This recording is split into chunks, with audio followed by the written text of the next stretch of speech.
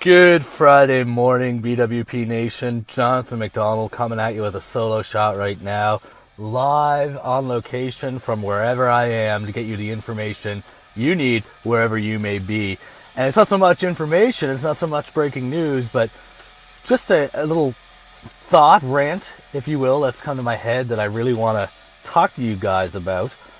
Now, as you hear the strains of a certain Monster Among Men's theme music fading out there, it occurred to me last night that when you think about it, really, Braun Strowman is really one of the only WWE produced over talent on the entire roster today. He sort of got to bypass NXT, which is very unusual, but nonetheless, obviously when you got someone who looks like that, who's got that height, that look, that size, it's understandable. But, you know, he doesn't have any experience in Ring of Honor, TNA. He's certainly not a veteran of New Japan. He's a WWE through and through, up within the system guy. And as you look over the roster, there's really not a whole lot of other over talent that you can say the same thing about. Now, sometimes on the show, I get a little bit, a little bit arrogant about WWE supremacy. Maybe it's an implicit bias towards them, but obviously I come across sometimes as totally dismissive of TNA, and my co-host and fellow tag team audio champion Matt Fitzgerald has certainly done a good job of not only picking up for them, but I would go so far as to say carrying the torch. So when you look at TNA, they have really been responsible for a number of talents that WWE is utilizing right now and utilizing in prime spots. Not only utilizing in prime spots, but also talents that are point blank really, really over. So the obvious choice, first of all, is AJ Styles, current WWE champion over on SmackDown, a guy that came in and after a little bit of a questionable start where he had a high-profile job to Chris Jericho at Mania 32, AJ Styles has really won over the trust of Vince McMahon. He's become, I feel, Vince's go-to guy. We saw that when the Jinder title reign on SmackDown was or was not doing so hot, depending on what you believe. I choose to believe it wasn't doing so hot. They smashed the glass, and the emergency lever resulted in AJ Styles getting the title back on a UK tour on an episode of SmackDown. And for the most part, AJ Styles has been their top guy, more or less. There's a time in the Shane McMahon storyline with Kevin and Sammy was taking over for a bit, but AJ's your top guy over on the Blue brand. But it doesn't just stop there. Let's look at, well, just the couple of people who interrupted AJ's main event run on SmackDown, Kevin Owens and Sami Zayn. Now, we all know that they have a very long and storied career history coming up through the independent ranks and obviously spending a notable period in Ring of Honor where they did some really fantastic stuff, both as a tag team, Kevin Steen and El Generico, and of course they also had a legendary rivalry as well. They kind of recreated that in NXT and did a really good job, I thought, of recapturing the magic. But look, they're not WWE creations, but they've certainly been a major asset for Vince and the WWE over the last couple of years.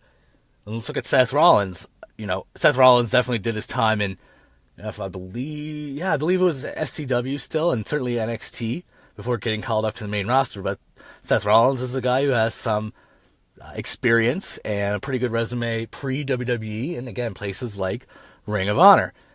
I mean, do you count Roman Reigns here? He's something. He's an anomaly. Is he over? I guess. And you know, if you want to count him as being over with the bizarre crowd reactions that he gets, okay, and then maybe he's the second one. But Braun, you know, who's clearly over, and clearly over as a babyface, clearly over, and someone that they want to be over, so a success.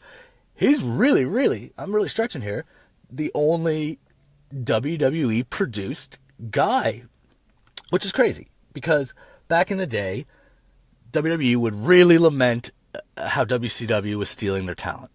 Now we all know that Kevin Nash and Scott Hall famously or infamously jumped ship. Scott Hall appears on Nitro, Kevin Nash comes shortly thereafter. Look at the adjective.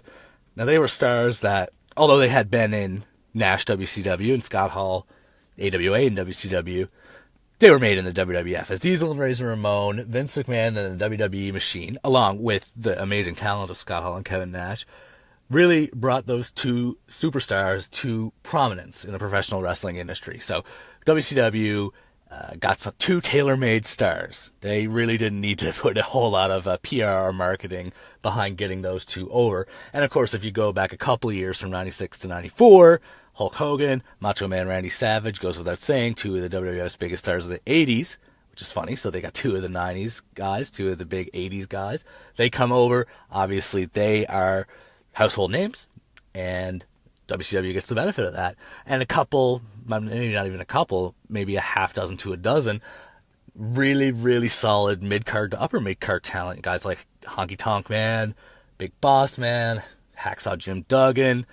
You know, WCW was really, really criticized by Vince McMahon and maybe by some fans online as stealing talent as opposed to developing talent. Now, that's not entirely true. Two great examples are Diamond Dallas Page, a tremendous success story, tremendous never give up story, who worked his tuchus off, did whatever it took, did a lot of stuff that wasn't so great, just plied his craft for years and years, learned, and by the time 97 came around, thanks to a great feud with Randy Savage, he's over. He's a WCW creation, no doubt about it. And of course, the most obvious example, kind of interesting because he reminds me of Braun in a sense, is Goldberg, total WCW creation. So it wasn't an entire rip from WWE. They did do some homegrown talent producing, but they definitely benefited from a lot of the WWE's hard work. So flipping back now to the WWE, we've got some guys who became big, became very, very popular in the professional wrestling fandom, professional wrestling online community, thanks to other promotions. And WWE is reaping the benefit of that right now. Now, is that a problem? I don't even know if that's a problem.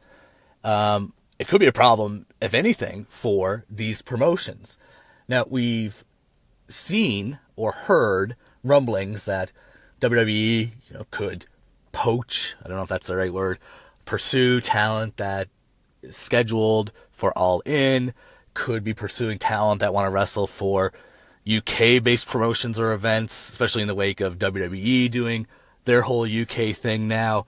And look, MLW is coming on huge. They're a tremendous company. I love their stuff. Every Friday night, I believe BN Sports Network, so I can flesh out the plug. Excellent stuff. I mean, WWE might become interested in some of those guys. I don't even know if WWE has the incentive to grow talent when you factor in the worldwide access like never before. You've got the internet, you've got social media, you know who's a big star. I mean, I know about New Japan Pro Wrestling to a way larger extent than I ever would have 10, 15 years ago, and it's thanks in part to social media, thanks in part to the internet. I watch their stuff. I watch way more of their stuff than I ever would. I don't even know if I would have watched any of it. It's thanks to the internet. NXT's a loss leader for WWE. Does it do great stuff? Does it produce some of the best shows over here in North America? Certainly the best shows that WWE does. Yeah, it definitely produces them. But it loses money. At least that's what the records show. So I don't even know if there's a huge incentive to keep NXT going when you can kind of scout the ranks, peruse all these other promotions, and you've got stars that are over, that are popular, that are well known, and stars that you can sign to a lucrative contract, change up their name a little bit, boom, tailor-made, ready to go, audience reaction. Bobby Roode, he comes in, what do we get? Huge pop, very over in NXT. Adam Cole, remember when he debuted? I think he debuted just after Bobby Roode lost the title. He comes in, the crowd knows what's up, the crowd loves him, and he gets the Adam Cole baby right off the bat. And there's just a million more examples that I could go through. Nakamura, the other guys in the Undisputed Era. I mean, WWE, and it's a great business move, finds these talents, recruits these talents. Triple H is very open to taking a look and signing them. And they come over to WWE, and they are over. Ready and tailor-made, just like those guys in WCW back in the 90s. So, we're left with Braun. Is Braun the last of a dying breed? Maybe. I think it's really, really possible. I think you can make a strong case that Braun is going to be the last huge WWE created superstar. We'll see what happens. I like Braun, big fan. I think he's headed for the belt. I may be wrong. Seth Rollins has certainly made a tremendous case for getting the belt as well. That'll be interesting.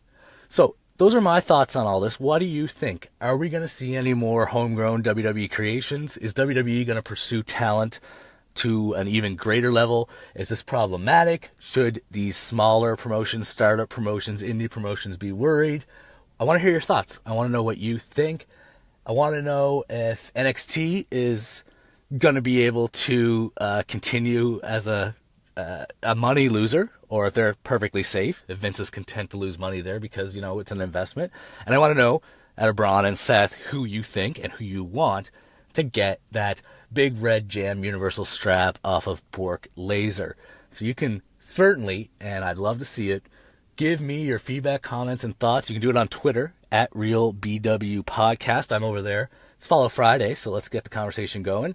Also, you can check us out on Instagram, Best Wrestling Podcast there. Show's available on iTunes, Podbean, Google Play, and Stitcher.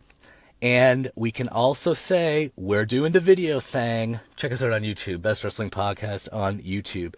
Remember the special news, the big news that we teased in our last tag team episode?